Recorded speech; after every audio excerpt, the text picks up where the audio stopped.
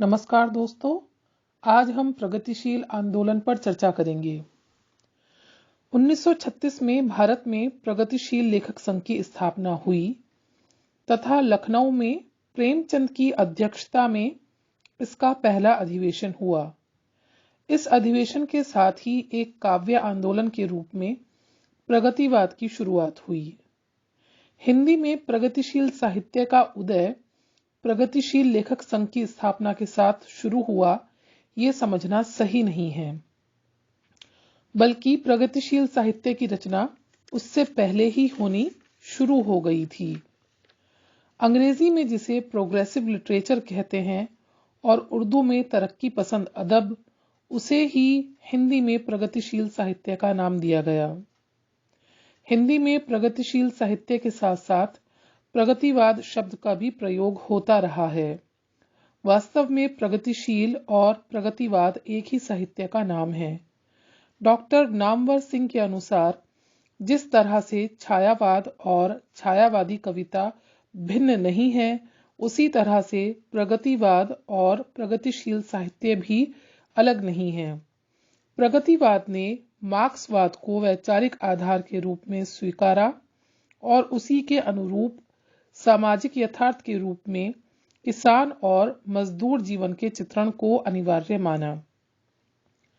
प्रगतिवादी साहित्य धारा के कवियों में नागार्जुन, केदारनाथ अग्रवाल, शमशेर बहादुर सिंह, गजानन माधव मुक्तिबोध, त्रिलोचन आदि प्रमुख हैं। आइए अब हम प्रगतिशील साहित्य की कुछ प्रमुख प्रवृत्तियों पर चर्चा करते हैं। शोषित उत्पीड़ित जनता से जुड़ाव। प्रगतिशील कविता में पहली बार किसान, मजदूर इत्यादि के प्रति गहरी सहानुभूति और लगाव की अभिव्यक्ति हुई और पूंजीपति वर्ग तथा मजदूर वर्ग की विषमता और पूंजीपति वर्ग द्वारा मजदूर वर्ग के शोषण की अमानवीयता का चित्रण प्रगतिवाद में हुआ। दिनकर की ये पंक्तियां उल्लेखनीय हैं। श्वानों को मिलता दूध भात, भूखे बच्चे अकुलाते हैं। माँ की छाती से लिपट ठिठुर जाड़े की रात बिताते हैं। प्रगतिशील कविता के दौर में ऐसी बहुत सी कविताएं लिखी गई हैं जिनमें जनता की वेदना की अभिव्यक्ति की गई है और उनके संघर्ष की क्षमता को भी वाणी दी गई है। आर्थिक व सामाजिक समानता पर बल। प्रगतिवादी कवियों ने आर्थिक तथा सामाजिक समानता पर बल देते हुए निम्न वर्ग तथा उच्च वर्ग के अंतर को समाप्त करने पर बल दिया। जीवन के प्रति सकारात्मक दृष्टिकोण। प्रगतिशील कवि जीवन को स्वीकार करने वाले कवि हैं। यह सकारात्मक दृष्टिकोण प्रगतिवाद की महत्वपूर्ण विशेषता है। प्रगतिवादी कवि कठिन, अंधकार और भयानक निराशा में भी सकारात्मक दृष्टिकोण को जीवित रखता है। ग्राम जीवन के प्रति लगाव। हिंदी की प्रगतिशील कविता इसलिए प्रगतिशील कहलाती है क्योंकि उसमें जनजीवन की धड़कनें बोलती हैं। यह कविता अकेलेपन और व्यक्तिवाद का तिरस्कार करती हुई सही अर्थों में सामाजिक है। इस दौर के कवि मूलतः सामाजिक चेतना के कवि हैं। उनकी कविताओं में गांव तथा समाज का यथार्थ चित्रण देखने को मिलता है।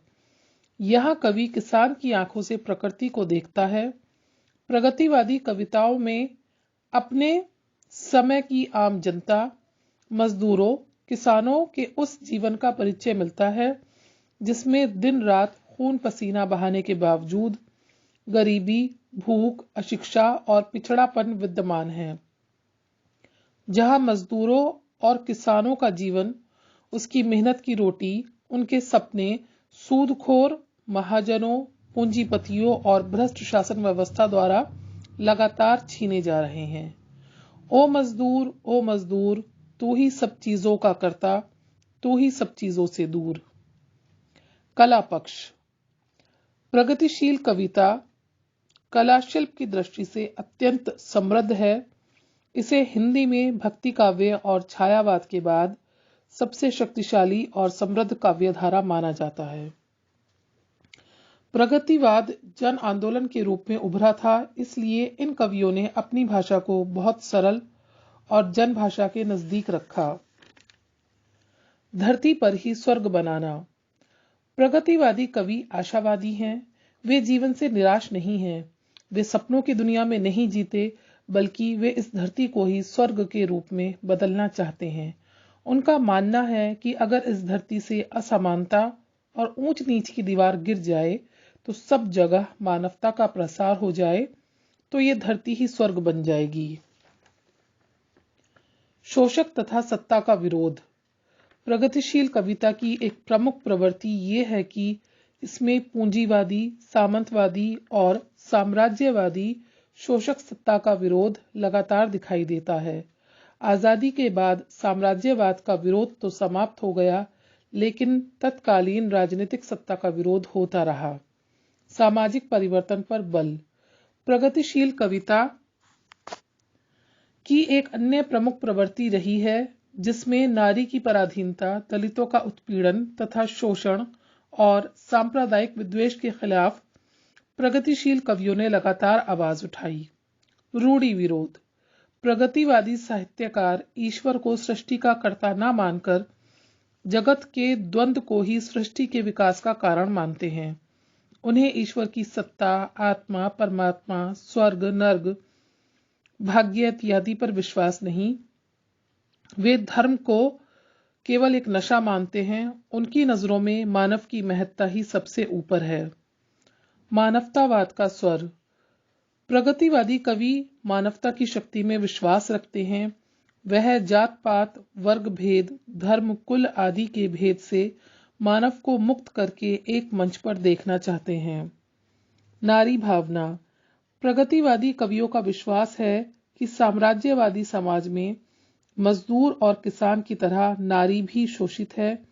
वह पुरुष की दासता के बंधनों में बंद है। वह आज अपना अस्तित्व खोकर केवल वासना पूर्ति का साधन बन गई है। नारी को शोषण से मुक्त कराने के लिए इन्होंने आवाज उठाई तथा प्रयास किए। निष्कर्षतः प्रगतिवादी कवियों ने अपनी कविता के माध्यम से व्यक्तिवाद के स्थान पर जनवाद की स्थापना की, जनता के सुख दुख को वाणी दी तथा शोषितों व पीड़ितों की उन्नति के लिए जोरदार समर्थन किया।